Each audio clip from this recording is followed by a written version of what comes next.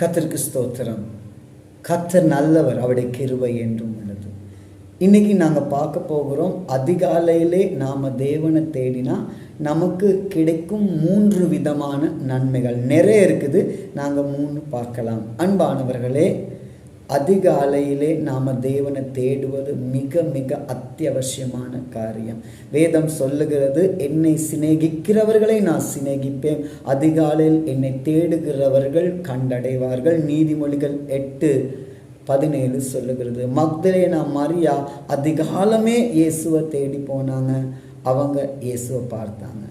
தேவனை சந்திக்கக்கூடிய நல்ல டைம், ஓகேவா? எல்லா டைமும் நல்லது தான், ஆனால் நல்ல தேவனை சந்திக்கக்கூடிய நல்ல டைம் தான் அதிகாலை வேலை. ஆமென். அன்பானவர்களே, நீங்கள் அதிகாலையை தேடினா உங்களுக்கு 3 விதமான காரியத்தை கிடைக்கும். அதை நாங்கள் பார்க்கலாம். ஒன்றாவதாக ஆண்டவருடைய கிருபை கிடைக்கும். இந்த கிருபை இல்லாமல் உங்களுக்கு ஒன்றும் செய்ய இயலாது. உங்கள் வாழ்க்கை வளரணும்னா, ஊழியம் வளரணும்னா கிருபை தேவை.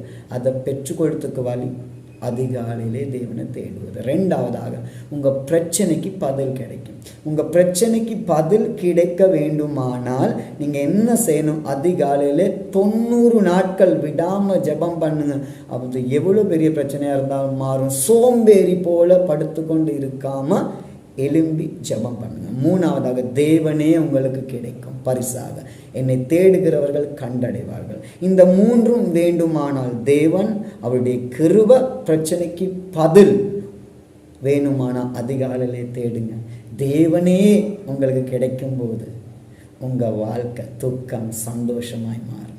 உங்கள் பலவீனம் பலனாய் மாறும். சுகவீனம் சுகமாக மாறும். நீங்கள் சாதிக்கிறவர்களாக மாறிடுவீங்க. அதிகாலையிலே ப்ரே பண்ணினா மட்டுமே நீங்கள் வளர்ச்சி அடைய முடியும். அது மறக்கக்கூடாது.